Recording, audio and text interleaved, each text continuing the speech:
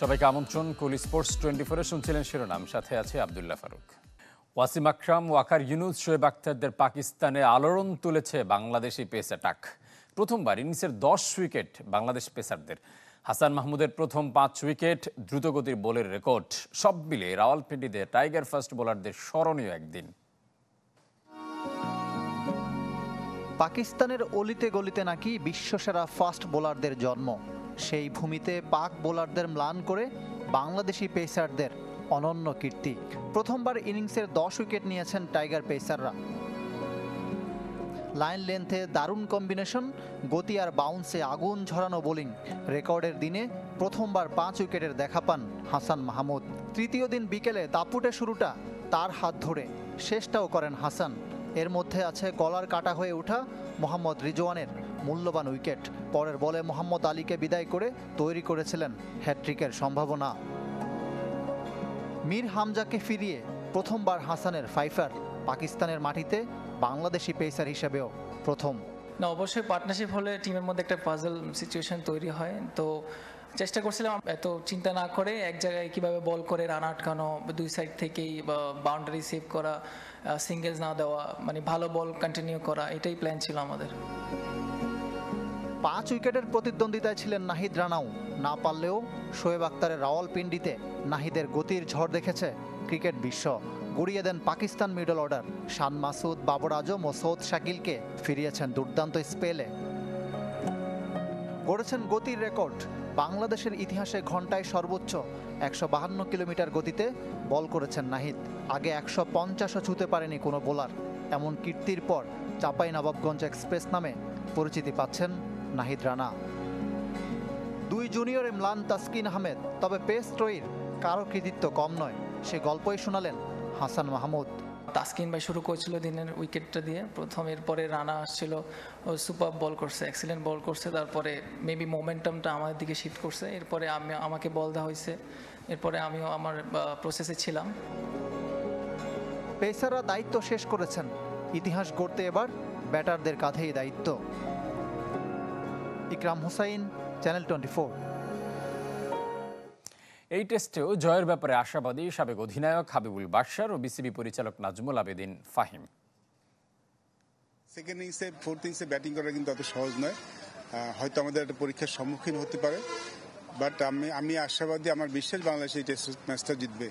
বাংলাদেশ দল রিসেন্টলি যা ক্রিকেট খেলেছে পাকিস্তানে, ইন্ডিভিজুয়াল ব্যাটসম্যানের কথা যদি বলি, বিশ্বাসের জায়গাটা বোধহয় একটা অন্য জায়গায় গেছে। যে হ্যাঁ, এই দলের বিরুদ্ধে হোক, ডিফিকাল্ট কন্ডিশন হোক, আমরা সেটা ওভারকাম করতে পারি। এই যে মানসিক ব্যাপারটা, এটা বোধহয় দলের মধ্যে খুব ভালোভাবে আছে। এই যে আমার ব্যাংক আরএফএল গ্যাস স্টোভ, এর সায়েন্টিফিক নজল আর ব্রাশ বার্নার তাপকে সমানভাবে ছড়িয়ে খরচ বাঁচায় 25%। আরএফএল গ্যাস স্টোভ, নিরাপদ ও গ্যাস সাশ্রয়ী। রোববার শুরু হবে জাতীয় দলের ক্যাম্প। ভারত সফরের জন্য প্রস্তুতি নেবে ক্রিকেটাররা। পাকিস্তান থেকে ফিরে খুব একটা বিশ্রামের সুযোগ নেই শান্ত লিটনদের। টি-20 ক্রিকেটাররা আরও আগে ব্যক্তিগত অনুশীলন শুরু করবেন। হেড কোচ চন্দ্রিকা হাথুর সিংহেও দলের সাথে ঢাকায় আসবেন। ভারতের বিপক্ষে সিরিজে তার উপরই আস্থা রাখতে চলেছে বিসিবি। 15 সেপ্টেম্বর চেন্নাইয়ের উদ্দেশ্যে ঢাকা ছাড়বে টাইগাররা। সফরে 2টি টেস্ট আর 3টি টি-20 খেলবে বাংলাদেশ।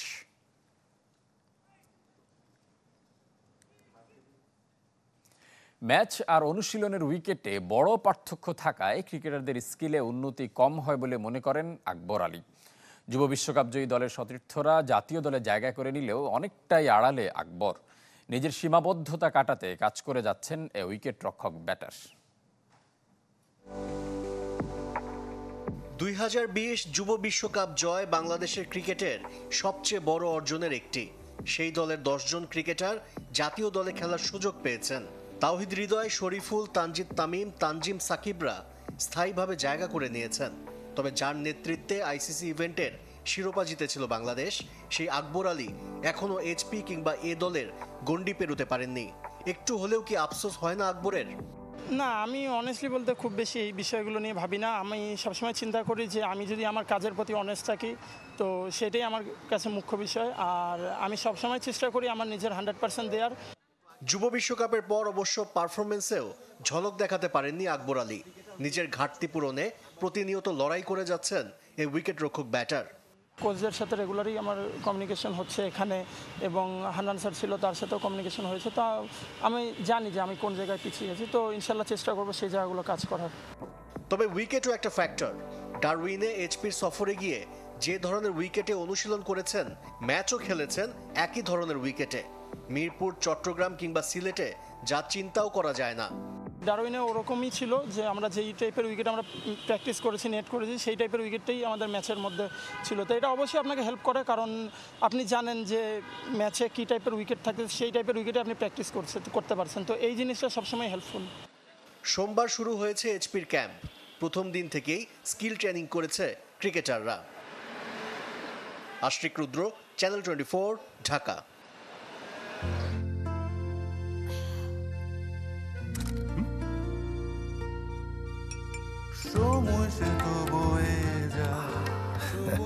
এভাবেই সময় পাল্টে যায়, কিন্তু ডিপ্লোমা সেই একই স্বাদে, একই মানে যুগ যুগ ধরে রয়ে যায়।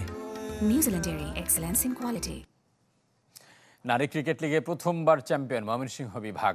দলটির অধিনায়ক নিগার সুলতানা হয়েছেন সেরা ক্রিকেটার। টুর্নামেন্টে 19 ছক্কা হাঁকিয়েছেন রানার্স আপ চট্টগ্রামের সাথীরানী বর্মন। টি-20 টুর্নামেন্ট বিশ্বকাপের সেমিফাইনালে খেলার আশা দেখাচ্ছে জাতীয় দলের অধিনায়ককে। জাতীয় দলের অধিনায়ক নিগার সুলতানার এই উদযাপনই বলে দেয় যে কোনো প্রথমের অনুভূতি আলাদা। নারী জাতীয় লিগে প্রথম চ্যাম্পিয়ন হয়েছে তার দল ময়মনসিংহ। চতুর্থবারের চেষ্টায় সেরাদের সেরা ব্রহ্মপুত্র পাড়ের দলটি। শেষ রাউন্ড পর্যন্ত ময়মনসিংহের সাথে পাল্লা দিয়েও রানার্স আপেই সন্তুষ্ট থাকতে হয়েছে চট্টগ্রামকে। দুদলের ব্যবধান মাত্র 1 পয়েন্টের। জিতলেই চ্যাম্পিয়ন এমন সমীকরণের ম্যাচে স্বাগতিক রাজশাহীকে পাত্তাই দেয়নি ময়মনসিংহ, হারিয়েছে 48 রানে। বিশ্বকাপের আগে এমন অভিজ্ঞতা ভালো খেলার প্রেরণা দিচ্ছে টুর্নামেন্ট সেরা ক্রিকেটার ও চ্যাম্পিয়ন অধিনায়ক নিগার সুলতানাকে। টি-20 বিশ্ব আসরে এর আগে কোনো জয় না পেলেও এবার খেলতে চান সেমিফাইনালে। আমরা যাচ্ছি দুবাই খেলতে, দুবাইয়ের ট্র্যাক অনেক ভালো থাকবে। সো এইসব ট্র্যাকে যত বেশি রান করার আমি বলবো যে হ্যাবিট হবে, তত ব্যাটারদের জন্য বেটার হবে। গত 4টা বিশ্বকাপে আমরা একটা ম্যাচও জিততে পারি না। টু বি রিয়েলিস্টিক, সবাই তো আসলে সেমিফাইনাল খেলার জন্যই যায়। সো প্রথমেও সেমিফাইনালের কথা আমি বলবো না, প্রথমে বলবো যে আমরা ম্যাচ জিততে চাই। চ্যাম্পিয়ন না হলেও আলো কেড়েছেন চট্টগ্রাম ওপেনার সাথীরানী বর্মন। সর্বোচ্চ রান স্কোরারের চেয়েও 19-6 হাঁকিয়ে হয়েছেন বেশি আলোচিত। কিছু কিছু খেলোয়াড়কে আমরা দেখেছি ভালো পারফর্ম করতে। দু একজন নতুন খেলোয়াড়কেও আমরা চিহ্নিত করেছি যাকে আমরা হয়তো বিশ্বকাপের দলে দেখতে পাবো। আন্ডার-19 খেলেছে এমন প্লেয়ারই প্রায় 6-7 জন আছে। তো ওদের আসলে বেশি এক্সপিরিয়েন্স দেওয়া, ভালো জায়গায় ম্যাচ বেশি করে খেলা, সেটারই চেষ্টা করা হচ্ছে। লিগ শেষ হলেও বিশ্রামের সুযোগ নেই নারী ক্রিকেটারদের। এ সপ্তাহেই এই দলের মোড়কে যাবে শ্রীলঙ্কা সফরে। জহির সাগর, চ্যানেল 24। এবার ফুটবল খবর জানাবো। ভুটানের ম্যাচ ভেন্যু থিম্পুর চাংলিমিথান স্টেডিয়ামে প্রথমবার অনুশীলন করেছে বাংলাদেশ জাতীয় দল।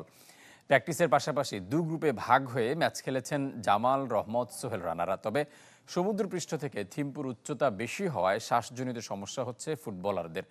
প্রায় 3 মাস জাতীয় খেলায় না থাকায় ফিটনেস ফিরে পাওয়া বড় চ্যালেঞ্জ লাল সবুজের প্রতিনিধিদের।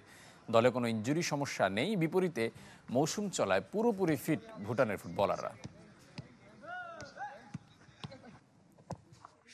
আমি মনে করি ওয়েদারটা একটু ডিফিকাল্ট হবে, কারণ আমাদের এই ব্রিথিং নিতে একটু প্রবলেম হচ্ছে।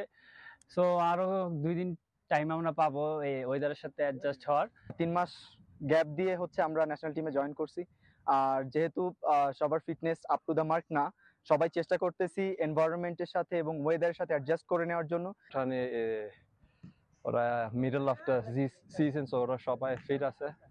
সো এটা আমরা ট্যাকটিকের মতন আমরা আলাপ করছি কিভাবে এটা ডিফেন্ড করতে হবে, কিভাবে অ্যাটাক করতে হবে। কর্ন, মিল্ক, কোকোনাট আর বাটারের দুর্দান্ত কম্বিনেশনে ইয়াম্মি ক্রাঞ্চি টেস্টের পপার। বেশি ফান নিয়ে এখন 25 গ্রামের বিগ ফান প্যাকে। 4 নতুন ভোটার করায় ফুটবল ফেডারেশনের গঠনতন্ত্র ভঙ্গ হয়নি দাবি করলেন বাফুফে সাধারণ সম্পাদক। একটি ক্লাবের অভিযোগের প্রেক্ষিতে সোমবার গণমাধ্যমের সামনে নিজের ব্যাখ্যা তুলে ধরেছেন ইমরান হোসেন তুষার। একই দিন ফেডারেশনের সাথে নারী ফুটবলারদের আর্থিক চুক্তির মেয়াদ 31 অক্টোবর পর্যন্ত বৃদ্ধির তথ্য জানিয়েছেন তিনি। আর অক্টোবরে শুরু হবে কমলাপুর স্টেডিয়াম ও মতিঝিল মাঠের টার্ফ প্রতিস্থাপন। ফুটবল ফেডারেশনের নির্বাহী কমিটি বিরোধী বিক্ষোভের মধ্যে হঠাৎ করে গঠনতন্ত্র ভঙ্গ এবং এর জন্য সাধারণ সম্পাদককে দায়ী করে রোববার ফেডারেশনে চিঠি দিয়েছে একটি ক্লাব। পরদিন গণমাধ্যমের মুখোমুখি হয়ে এফসি ব্রাউনবাড়িয়ার দাবিকে ভিত্তিহীন উল্লেখ করে ব্যাখ্যা তুলে ধরেছেন ইমরান হোসেন তুষার। ওইখানে কিন্তু এএফসির 2 জন প্রতিনিধি এবং ফিফার একজন প্রতিনিধি উপস্থিত ছিলেন এবং জাতীয় ক্রীড়া পরিষদের 2 জন ডেলিগেট ওখানে উপস্থিত ছিলেন। অবশ্যই এটা কোনো গঠনতন্ত্রের অ্যামেন্ডমেন্ট না, এটা হচ্ছে অন্তর্ভুক্তি। তবে ফেডারেশনকে সতর্ক থাকতে হচ্ছে।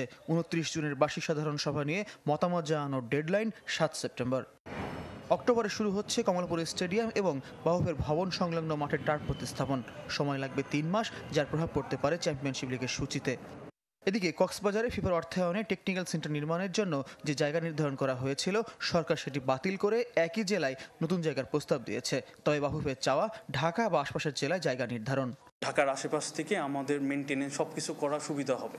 সো আমি চাইবো যে ঢাকার মধ্যে আশেপাশে যদি খাস জমি থাকে আমাদের জন্য আমরা প্রস্তাবনা দিব এবং তারাও আমরা জানি সহযোগিতা করবে। তারপরেও যদি না হয় আমরা কক্সবাজারে এটা শুরু করব। 31 আগস্ট ফেডারেশনের সাথে নারী ফুটবলারদের আর্থিক চুক্তি শেষ হয়েছে। রোববার সভাপতি কাজী সালাউদ্দিনের সাথে সাবিনা সহ কয়েকজন ফুটবলার দেখা করেছেন। 31 অক্টোবর পর্যন্ত চুক্তি নবায়নের সিদ্ধান্ত হয়েছে, যার আগের দিন শেষ হবে সাফ নারী ফুটবল। ফয়জুল ইসলাম, চ্যানেল 24, ঢাকা। ক্রীড়া সম্পাদক এবং সাংবাদিকদের সাথে মতবিনিময় করেছেন ক্রীড়া উপদেষ্টা আসিফ মাহমুদ সজীব ভূঁইয়া। জাতীয় ক্রীড়া পরিষদে অনুষ্ঠিত এই সভায় সাংবাদিকরা বেশ কিছু পরামর্শ দেন উপদেষ্টাকে। এর মধ্যে আছে নতুন অবকাঠামোর চেয়ে বর্তমান অবকাঠামোতে খেলা নিশ্চিত করা, মন্ত্রণালয় ও ক্রীড়া পরিষদকে খেলোয়াড় বান্ধব করা, ক্রিকেট ফুটবল সহ সব খেলায় লিগ, টুর্নামেন্ট এবং জাতীয় আসর নিশ্চিত করা, ফেডারেশনগুলোতে দুর্নীতির বিরুদ্ধে জিরো টলারেন্স এবং সাংগঠনিকভাবে দক্ষ কর্মকর্তাদের দিয়ে পরিচালনার পরামর্শ দেন ক্রীড়া সাংবাদিকরা। বাস্তবতা বিবেচনায় পদক্ষেপ নেওয়ার আশ্বাস দিয়েছেন উপদেষ্টা।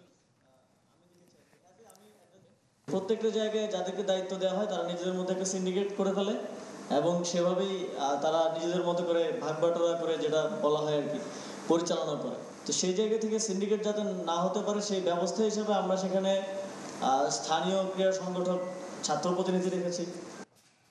এই ছিল কুল স্পোর্টস 24। খেলা সব আপডেট ও রিপোর্টগুলো দেখতে ভিজিট করুন facebook.com/sports24 team।